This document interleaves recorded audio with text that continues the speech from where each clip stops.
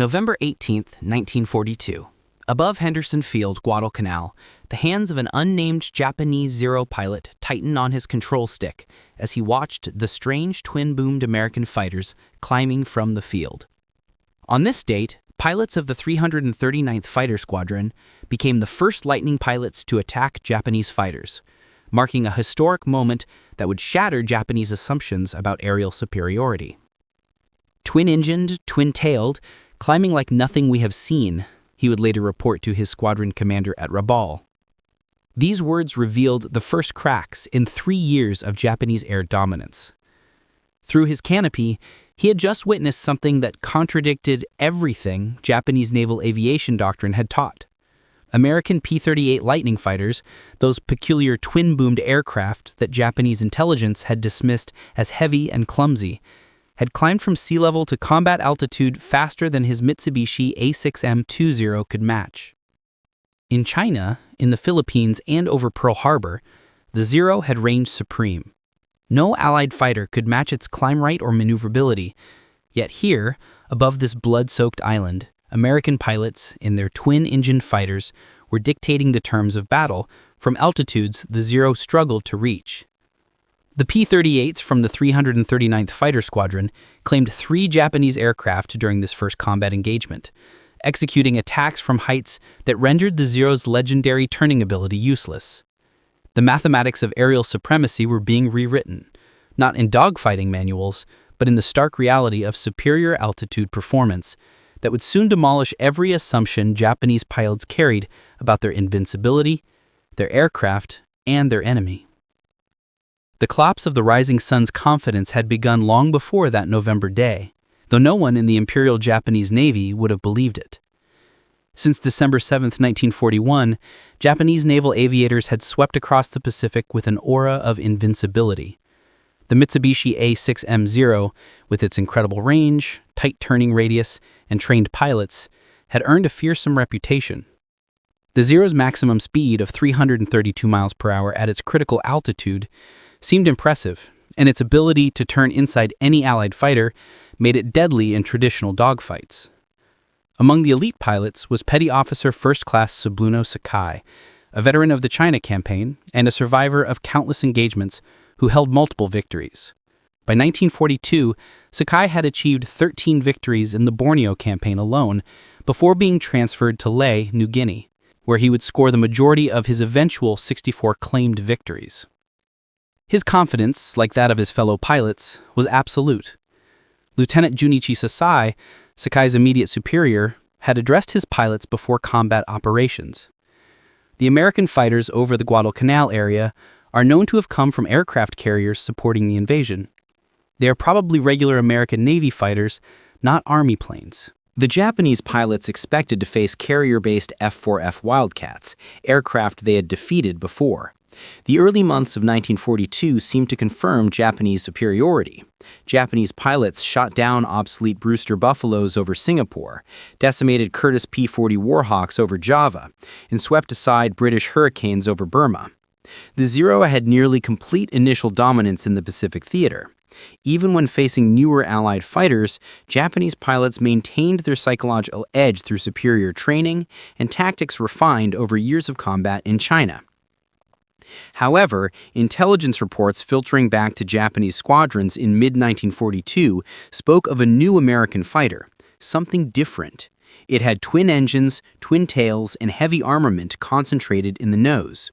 The reports were dismissed by most squadron commanders. How could a twin-engine fighter possibly threaten the nimble Zero?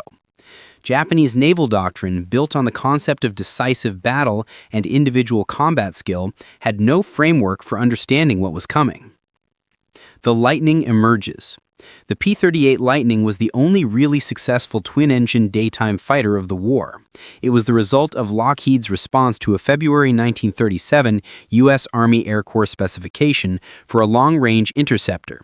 Designer Clarence Kelly Johnson and his team had created something unprecedented, a fighter that could exceed 400 miles per hour, climb to 40,000 feet, and carry enough fuel for missions exceeding 1,000 miles.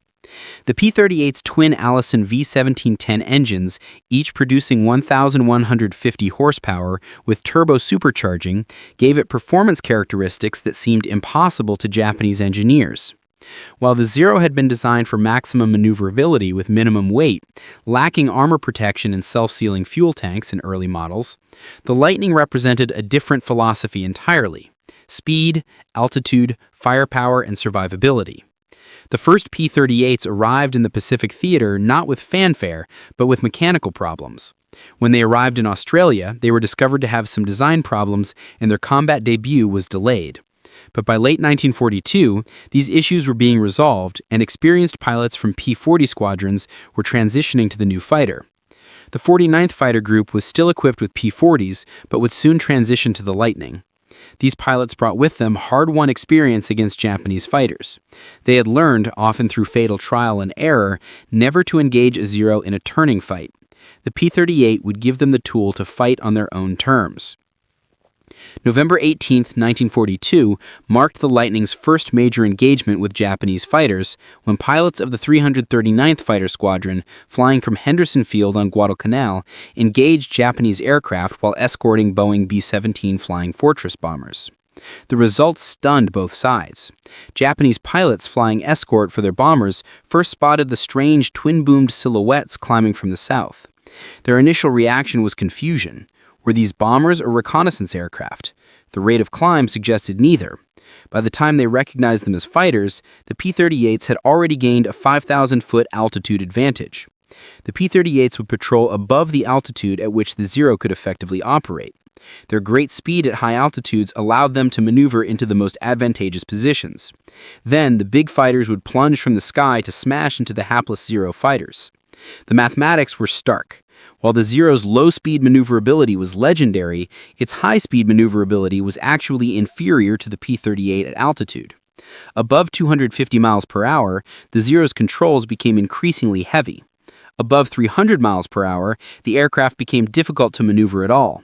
The P-38, with its hydraulically boosted controls in later models, maintained effectiveness even in high-speed dives approaching 500 miles per hour. The shock for Japanese pilots went beyond mere performance numbers. The P-38 represented a fundamentally different approach to aerial warfare that Japanese military culture had not anticipated. The P-38's armament, 4 50-caliber machine guns and 1 20mm cannon, was concentrated in the nose, delivering devastating firepower in a focused stream that didn't require the complex gun convergence calculations of wing-mounted weapons. The turbo-supercharged engines were equally revolutionary to Japanese understanding. The P-38's turbo-superchargers made it one of the earliest Allied fighters capable of performing well at high altitudes while also muffling the exhaust, making the P-38's operation relatively quiet. Japanese pilots often didn't hear the P-38s approaching until it was too late. The Zero's Nakajima Sakai engine, producing 950 horsepower at sea level, lost power dramatically with altitude. By 20,000 feet, it was producing barely 750 horsepower. The P-38's turbo-supercharged Allisons maintained their power output to much higher altitudes, giving them an overwhelming advantage in the vertical dimension of aerial combat. The psychology of technological inferiority. By early 1943, the psychological impact on Japanese pilots was becoming evident in squadron reports and personal letters. The mythology of the Zero's invincibility, carefully cultivated since the aircraft's debut in China, was crumbling. Japanese pilots spoke of constant tension, knowing a P-38 could strike from anywhere. Lieutenant Commander Tadashi Nakajima experienced what would become a famous double-team maneuver from the enemy. 2 Wildcats attacked the commander's plane. He had no trouble getting on the tail of one enemy fighter, but he never had a chance to fire before Grumman's teammate roared at him from the side. Nakajima was raging when he got back to Rabaul. He had been forced to dive and run for safety. This experience against Wildcats was nothing compared to what the P-38 would bring. Saburo Sakai himself would later admit it was no longer possible for the Zero fighters to successfully engage the P-38s except under the most unusual conditions, which unhappily seldom presented themselves. This admission from Japan's most famous ace carried devastating weight among the pilot community. The tactical reality was even worse than individual combat statistics suggested. The P-38's range meant it could appear anywhere across the vast Pacific theater. With a range of 1,600 miles thanks to drop tanks, the Lightning could escort bombers deep into Japanese territory, or conduct fighter sweeps far from American bases. Japanese pilots could no longer count on numerical superiority over their own territory. Nothing demonstrated the P-38's superiority more dramatically than Operation Vengeance on April 18, 1943, when 16 P-38s flew a 435-mile interception mission to shoot down Admiral Isoroku Yamamoto. The mission required precise navigation over water, extreme range, and the ability to engage both bombers and fighter escorts successfully. Major John Mitchell led the mission, with the aircraft flying at 50 feet above the ocean to avoid radar detection, then climbing rapidly to interception altitude. The psychological impact on Japanese naval aviation was devastating. Their most revered leader, traveling with 6 Zero escorts, had been hunted down and killed by American fighters operating at the extreme edge of their range. Zero pilot Kenji Yanaga, who had been in Yamamoto's fighter escort, witnessed the attack. His testimony revealed the shock of the Japanese pilots at the P-38's capabilities. The Lightning pilots had appeared from nowhere, executed their attack with precision, and escaped before the Zero escorts could effectively respond. The American pilots had calculated the interception to the minute, arriving exactly when Yamamoto's flight was most vulnerable, descending for landing. This level of operational planning, combined with the P-38's performance, represented capabilities Japan simply couldn't match. As 1943 progressed, American pilots refined their tactics to maximize the P-38's advantages. The boom and zoom attack, diving from altitude, firing, then climbing away before the enemy could react, became standard procedure. Japanese pilots found themselves helpless against these tactics. The first air-to-air encounter between the Japanese and the P-38 resulted in 15 Japanese aircraft shot down to only 1 P-38. These lopsided victories became increasingly common as American pilots gained experience with their new mount. The Japanese attempted various countermeasures. They tried using dive brakes to force overshooting attacks. They attempted to lure P-38s into low-altitude turning fights. They even developed new loose formations to better spot incoming attacks. Nothing worked consistently. The performance gap was simply too large.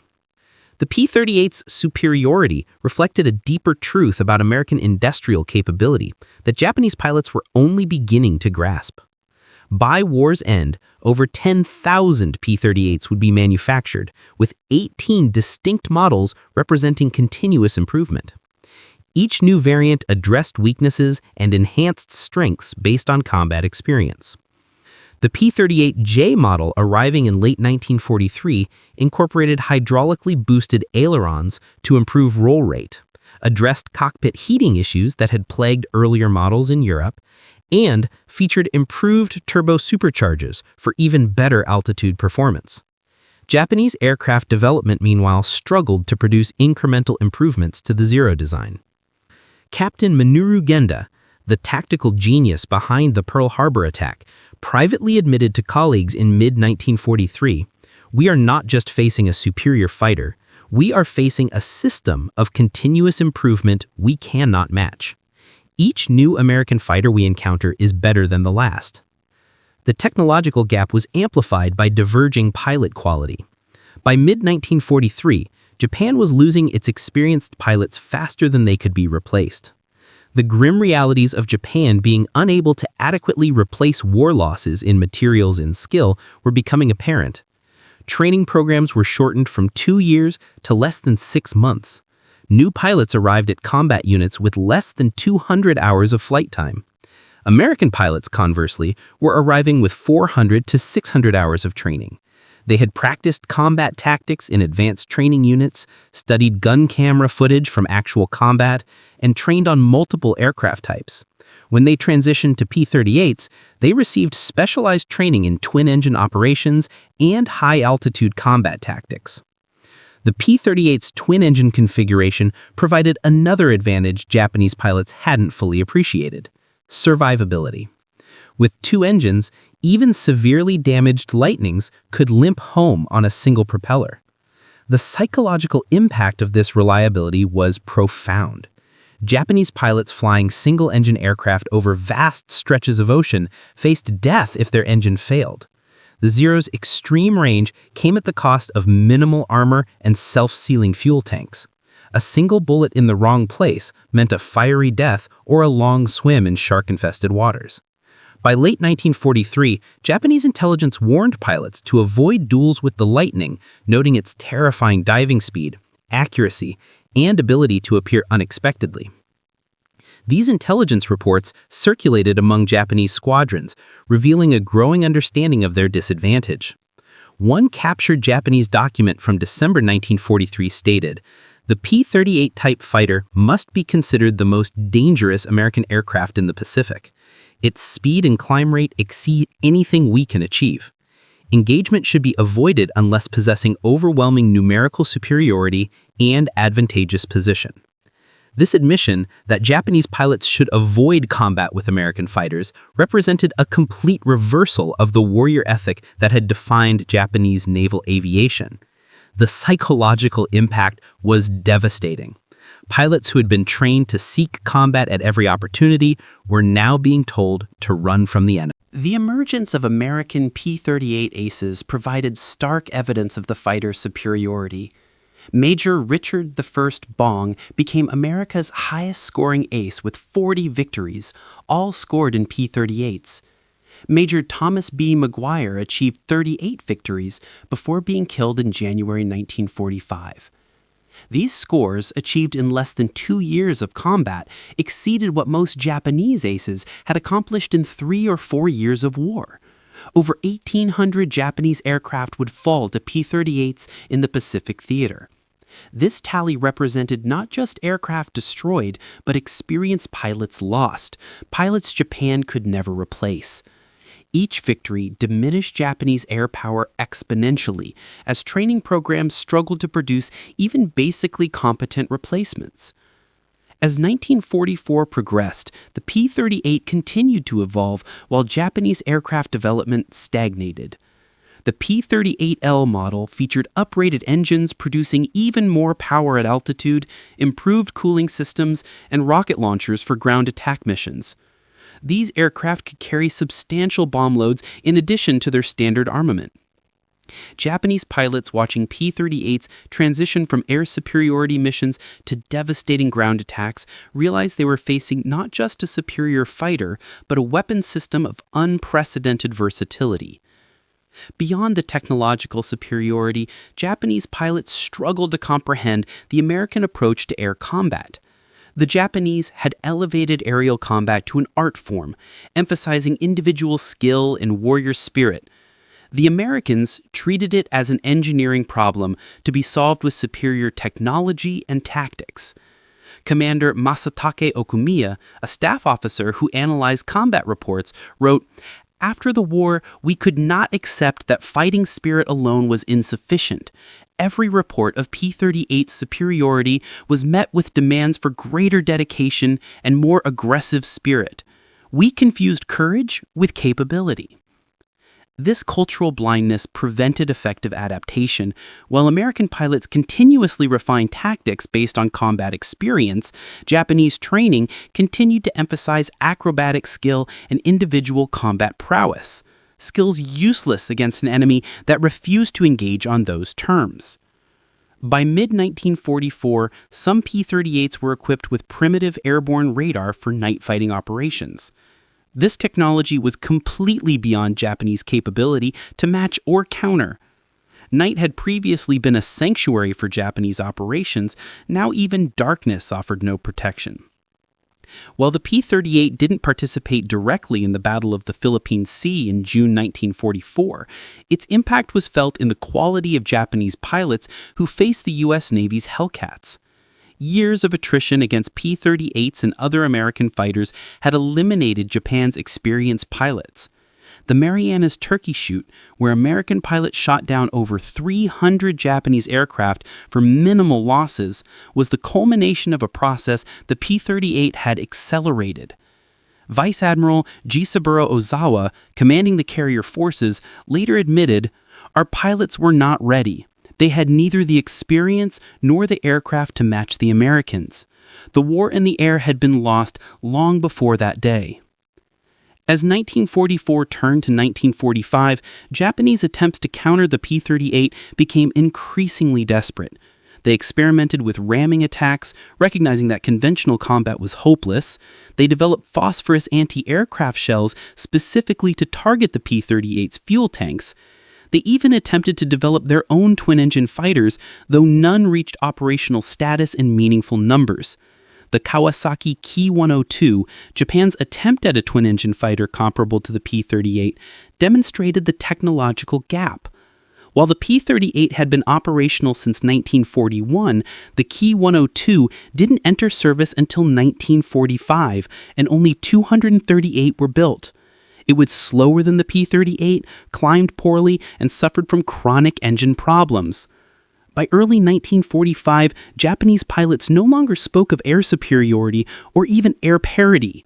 They spoke of survival. The P-38, along with other American fighters, had established complete dominance over Japanese airspace. Saburo Sakai himself would later state that the P-38 destroyed the morale of the Zero fighter pilot. The statistics of P-38 operations in the Pacific tell a story of overwhelming superiority. Over 1,800 Japanese aircraft destroyed by P-38s. Major Richard Bong, 40 victories, all in P-38s. Major Thomas Maguire, 38 victories in P-38s. P-38 pilots claimed more Japanese aircraft than any other Army Air Force fighter. Against these achievements, Japanese loss rates told a grimmer story. By war's end, Japan had lost over 90% of its experienced pilots who had begun the war. The average Japanese pilot in 1945 had less than 100 hours of flight time. They were not warriors, but sacrificial lambs sent against an enemy they had no hope of defeating. After Japan's surrender, American occupation forces conducted extensive interviews with surviving Japanese pilots and commanders. These interviews revealed the full extent of the psychological impact the P-38 had inflicted. Commander Masatake Okumiya admitted, "The P-38 broke our confidence completely. We had believed in our superiority, in our aircraft, in our training. The Lightning showed us we were wrong about everything. It wasn't just faster or better armed.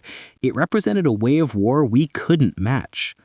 One Japanese pilot interviewed stated, "On my first confrontation with the P-38, I was astonished to find an American aircraft that could outrun, outclimb, and outdive our Zero, which we thought was the most superior fighter plane in the world." Post-war technical analysis revealed the full extent of the performance gap. Mitsubishi A6M Zero, maximum speed 332 miles per hour at critical altitude. Service ceiling 33,000 feet, struggling above 25,000 feet. Climb rate 3,100 feet per minute, decreasing rapidly with altitude. Range 1,930 miles, exceptional for its time. Armament, 2 7.7mm machine guns, 2 20mm cannons with limited ammunition. Armor, none in early models. Self-sealing fuel tanks, none in early models. Lockheed P-38 Lightning, maximum speed, over 400 miles per hour. Service ceiling, 44,000 feet. Climb rate, 4,750 feet per minute at sea level. Range, 1,600 miles with drop tanks. Armament, 4 .50 caliber machine guns, 1 20mm cannon. Armor, extensive pilot protection. Self-sealing fuel tanks, standard. The numbers revealed a complete mismatch. The Zero had been designed for a different war, one where individual combat skill and maneuverability determined victory. The P-38 represented industrial-age warfare, where technology, production capacity, and systematic improvement determined outcomes. The P-38's superiority reflected American industrial might that dwarfed Japanese capacity. Lockheed produced over 10,000 P-38s during the war. Japan produced approximately 10,000 Zeros total, but spread over a longer period and with declining quality as the war progressed. American production methods utilizing assembly line techniques perfected in automobile manufacturing could produce P-38s faster than Japan could train pilots. Each P-38 incorporated thousands of specialized components manufactured to precise tolerances, a testament to American industrial coordination that Japan couldn't replicate. The Allison engines powering the P-38 were masterpieces of engineering, incorporating supercharging technology, precision manufacturing, and metallurgy beyond Japanese capabilities. While Japanese engines required extensive hand fitting and adjustment, American engines were essentially interchangeable, simplifying maintenance and improving reliability. By 1944, the gap in pilot training had become a chasm. American P-38 pilots received specialized twin-engine training, including 100-plus hours on twin-engine trainers before touching a P-38. This training included engine-out procedures and asymmetric thrust management, high-altitude physiology and oxygen system management, gunnery training using camera guns and towed targets, formation tactics and mutual support procedures, escape and evasion training, comprehensive aircraft systems knowledge. Japanese training by 1944 consisted of basic flight instruction, 50 to 100 hours, minimal combat tactics training, limited gunnery practice, ammunition was scarce, no specialized high-altitude training, emphasis on spirit over tactical doctrine, preparation for special attack, or kamikaze, missions. The result was predictable. American pilots arrived in theater as skilled professionals. Japanese pilots arrived as barely competent sacrifices. The P-38 forced fundamental changes in aerial combat tactics. The traditional turning dogfight, which had dominated aerial combat since World War I, became obsolete. While the P-38 could not outturn the A6 Model Zero when flying below 200 miles per hour, its superior speed, coupled with a good rate of climb, meant it could use energy tactics effectively. American pilots developed the high-side pass, approaching from above and behind, diving through the enemy formation with guns blazing, then zooming back to altitude before the enemy could react. This tactic, impossible without the P-38's performance advantages, rendered Japanese defensive formations useless. The Japanese attempted to adapt by stationing fighters at multiple altitudes, but this dispersed their forces and made coordination impossible. They tried using clouds for concealment, but the P-38's speed allowed it to cover vast areas quickly, finding Japanese aircraft wherever they tried to hide. The distinctive appearance of the P-38 became a psychological weapon. Its twin-boom design looked alien to Japanese pilots, who initially dismissed it as heavy and clumsy. This unique silhouette, however, became a symbol of American technological superiority that struck fear into Japanese pilots long before combat was joined. Ground crews reported that the mere rumor of P-38s in the area would cause Japanese pilots to delay missions or request additional escorts. The aircraft's nickname among Japanese pilots, 2 planes, 1 pilot, reflected both confusion about its design and respect for its capabilities. The P-38 superiority had strategic implications beyond tactical air combat. Japanese military planning had assumed rough air parity would allow their superior warrior spirit to prevail. The P-38 demonstrated that technology could create such an overwhelming advantage that spirit became irrelevant. This realization influenced Japanese strategic decisions, including acceleration of kamikaze tactics as conventional air combat became hopeless, withdrawal of remaining experienced pilots to home island defense, abandonment of offensive air operations by mid-1944, diversion of resources to desperate wonder weapon projects, and recognition that the war was unwinnable by conventional means. Admiral Somio Toyoda, Commander-in-Chief of the Combined Fleet, privately acknowledged in October 1944, "We no longer have an air force capable of conventional operations. The American fighters, especially the P-38, have eliminated our ability to contest the skies." The P-38's twin-engine complexity initially concerned American planners, But it demonstrated another American advantage: sophisticated maintenance and logistics capabilities. P-38 squadrons maintained operational rates exceeding 80% even in primitive Pacific conditions. Japanese units flying simpler single-engine fighters struggled to maintain 50% availability by 1944. American maintenance crews, many recruited from civilian aviation and automotive industries, brought systematic approaches to aircraft maintenance. They developed specialized tools, standardized procedures, and preventative maintenance schedules. Japanese maintenance remained largely traditional, relying on individual skill rather than systematic procedures. P-38s equipped with radio direction finding equipment could navigate accurately over vast Pacific distances. They could home in on radio beacons, find their bases in poor weather, and conduct precise time-on-target attacks. Japanese pilots still relied primarily on dead reckoning and visual navigation, limiting their operational flexibility. This navigation advantage became critical during long-range missions. The Yamamoto interception mission required precise navigation over 435 miles of open ocean, arriving at the exact point at the exact time. Japanese pilots couldn't have executed such a mission with their available technology.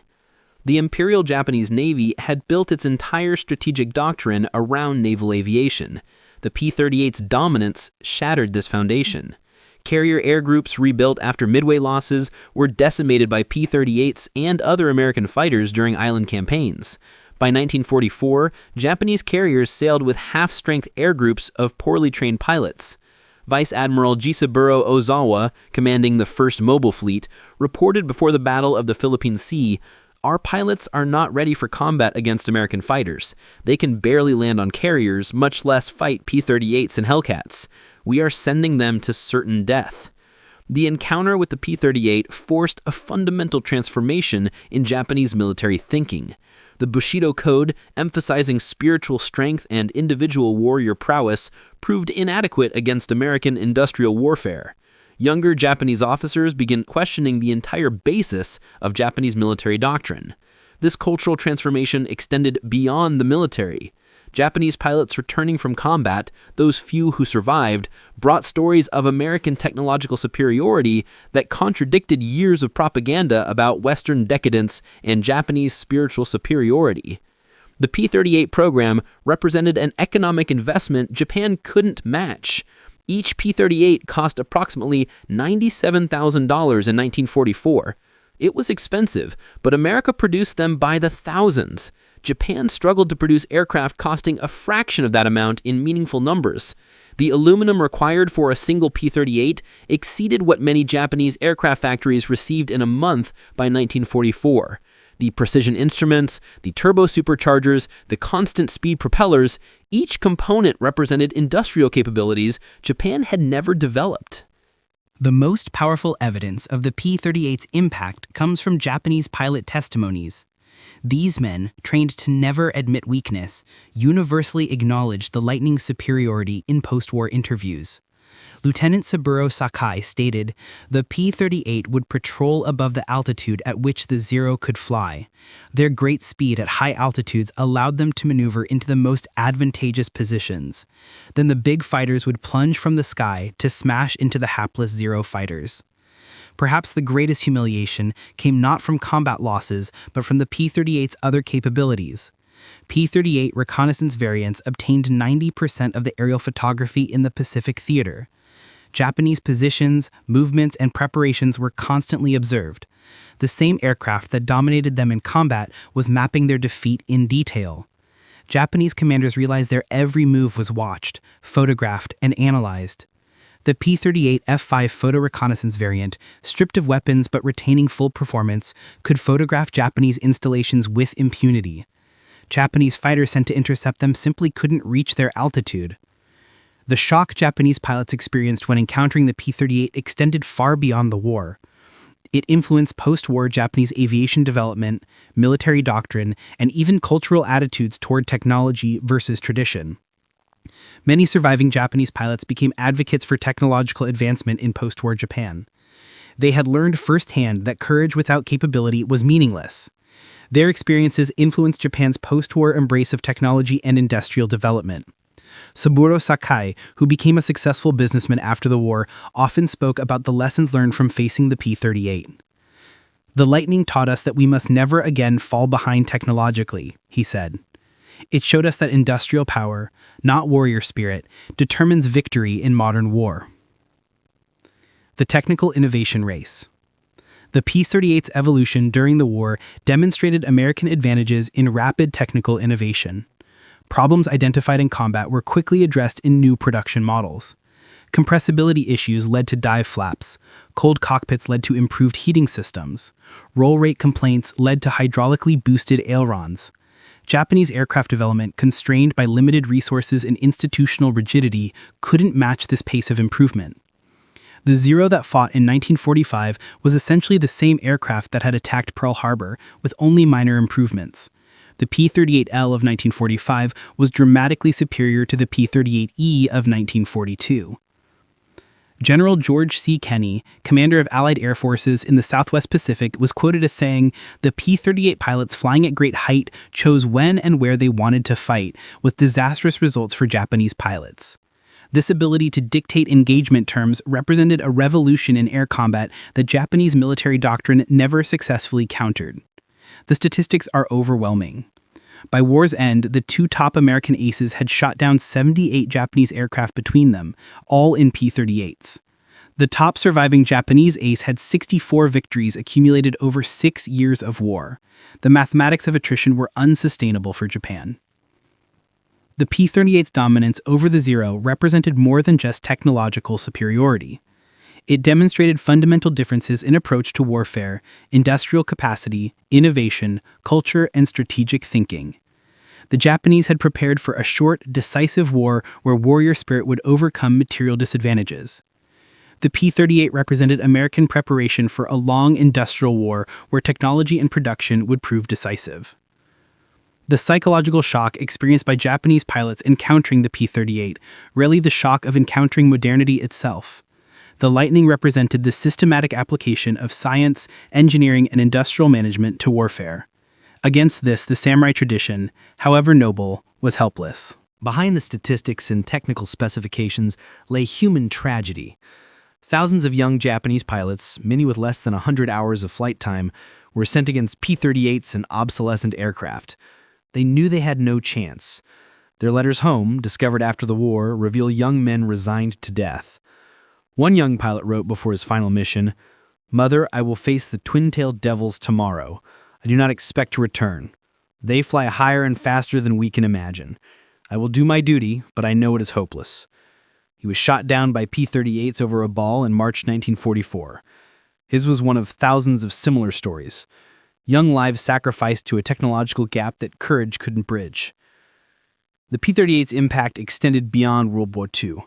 It influenced Cold War aircraft development, with both the United States and Soviet Union developing twin-engine high-altitude interceptors based on lessons learned from the Lightning. The concept of using technology to create an overwhelming advantage became central to American military doctrine. For Japan, the experience influenced their post-war self-defense forces to prioritize quality over quantity, advanced technology over mass mobilization. The trauma of technological inferiority left lasting marks on Japanese military thinking. The shock Japanese pilots experienced when they could not outrun or outclimb the P-38 Lightning marked the end of an era in aerial warfare. The age of the individual warrior pilot, where personal skill and courage determined victory, died in the skies over the Pacific. It was replaced by industrial-age warfare where technology, production capacity, and systematic innovation determined outcomes. Saburo Sakai's post-war reflection that the P-38 destroyed the morale of the Zero fighter pilot captured the essence of this transformation. It wasn't just that the P-38 was faster or climbed better, it represented a way of war that Japan couldn't match. The Japanese pilots who survived learned a harsh lesson. In modern war, courage without technology is not heroism but futility. The P-38 Lightning didn't just shoot down Japanese aircraft, it shattered an entire worldview about warfare, honor, and national power. Their shock was the shock of discovering that everything they believed about air combat was wrong. Zero, which had seemed invincible in 1941, was obsolete by 1943. The pilots who had trained for years in acrobatic combat found their skills useless against an enemy that refused to engage on those terms. In the end, the twin-tailed devil that haunted Japanese pilots' nightmares represented more than just a superior fighter aircraft. It embodied American industrial might, technological innovation, and a systematic approach to warfare that would define the second half of the 20th century. The last word belongs to Saburo Sakai, Japan's most famous fighter ace, who survived the war and lived to reflect on its lessons. "The P-38 taught us the hardest lesson of all," he said, "that the age of the samurai was over. In the skies over the Pacific, we met the future, and it destroyed us." The shock of that encounter reverberates still, a reminder that in the crucible of war, technology and industrial capacity ultimately triumph over tradition and individual valor. The Japanese pilots who could not outrun or outclimb the P-38 Lightning learned this lesson at the cost of their lives, their aircraft, and ultimately their empire's dreams of dominance. They had challenged the arsenal of democracy with the spirit of the samurai. The P-38 Lightning was democracy's answer, delivered at 400 miles per hour from 30,000 feet with devastating precision that no amount of courage could overcome.